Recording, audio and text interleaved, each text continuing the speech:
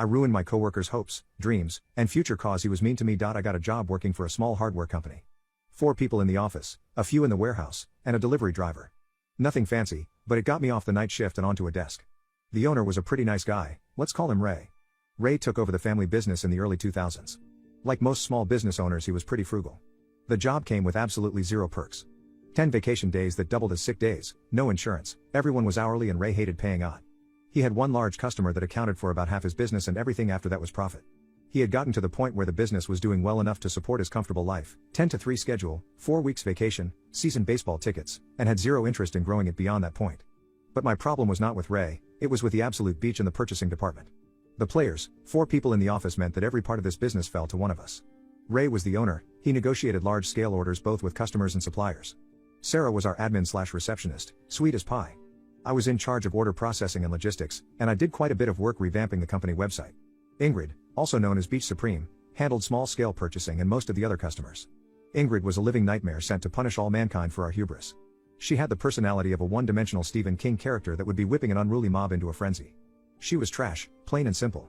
She was also the most spiteful, hate-filled, vindictive gorgon to ever walk God's green earth. She was a born-again Christian, so because she went to church every Sunday she thought she could do no wrong. Ingrid, for whatever reason, disliked me from my first day. I don't know if she saw me as a threat or was just having a mood swing, I'm no psychologist, but I'm 98% sure she was bipolar, but she was not happy about my joining the company. She kept it civil at first. Ingrid loved to gossip at anybody who would listen, and since I was always at my desk I made for a captive audience. Everything she said was vile and mean-spirited, and most of it was blatant projection. She would complain about which actresses she didn't like because they were too fat. Ingrid was easily north of the 300 pounds mark, or had an annoying voice. Ingrid had a slight lisp.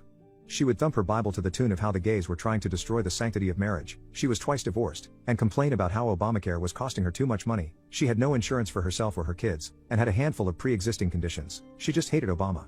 She would tell stories about how she was with her son at the grocery store and he yelled at a Polish woman to speak American or get out of the country like she was proud of it. All in just the worst person I've ever had to work with. In spite of all that, I felt I could just ignore Ingrid's bullshit and do my job, but then she started focusing her dislike of me into petty hatred. The spiral downward. Ingrid would take anything and everything personally. If I didn't say good morning to her, she would complain to Ray that I was being rude. Ray knew she had a screw loose, so he dismissed it. She didn't like that. She started trying to frame me for not entering orders that she claimed to have given me a week ago. I quickly put that poop to bed by date stamping every order that came across my desk and checking with her, Ray, and Sarah for new orders every hour on the hour. Every time something went wrong, her knee-jerk reaction was to blame me and throw me under the bus. The breaking point: one of our larger customers bought from us because their purchaser was a friend of Ingrid's.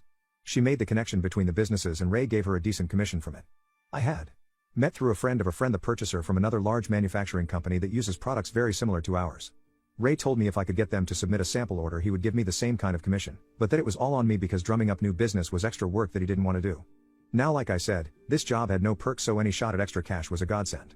I rode my desk hard, my phone, my email, chasing this lead like a hungry dog. Finally I got the purchaser to agree to submit the order. I was over the moon. Enter Ingrid. This whole time she was pouring doubt and skepticism over the entire venture. Really, she just didn't want anybody else to achieve what she had. Sarah was on vacation, so Ingrid had taken over front desk duties for the week. I don't hear back from the purchaser, ever. Eventually I get a hold of him a month later and ask when he was going to send the sample order. He told me that he had called a few weeks back and that the lady he spoke to said that our company didn't have the capacity to supply what they wanted. I asked him what day he called. Turns out it was during the week Ingrid was answering phones. Okay, act like human garbage, whatever, I don't care. Try to make me look bad at work, screw you, I'll rise above it. Sabotage my chance for a substantial raise? Now you've awoken the dragon. I was trying to save up for a down payment on a house, and Ingrid thinks she can put my future on hold? Nope. Not happening. I vowed that vengeance would be mine.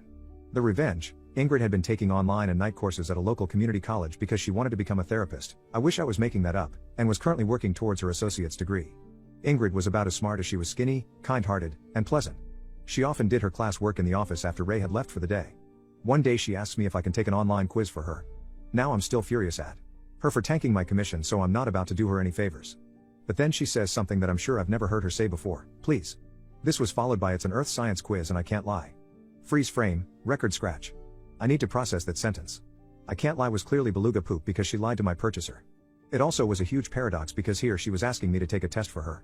But she didn't mean any of that. She meant I can't lie and deny my faith on an earth science quiz because I believe that the earth was created in literally 7 days and is only about 6,000 years old and humans lived at the same time as dinosaurs. She needed someone who knew and understood what the Cretaceous period was to pass a test, keep her from failing. And just like that, I had my plan on a silver platter. Sure, I could tank the test and she would have to repeat the class and that would be inconvenient, or I could be a real son of a beach. I opted for the latter. I told her that I would take that test, and any other for $20. Earth Science 101, Spanish 101, Intro to Psychology, a therapist that couldn't even pass a intro-level psyche class, God help us all. Quizzes, tests, I ended up making $200 by the end of the semester. Then she comes to me with the request I've been waiting for. Hey PP, I need to write a research paper, do you know how to do that?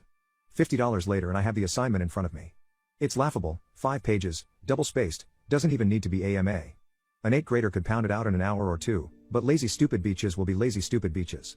Now around this time I had gotten an offer from a much larger company downtown and was going to put in my 2 weeks once Ray got back from one of his many vacations. I had an opportunity to ruin her life and an exit strategy. I set to work.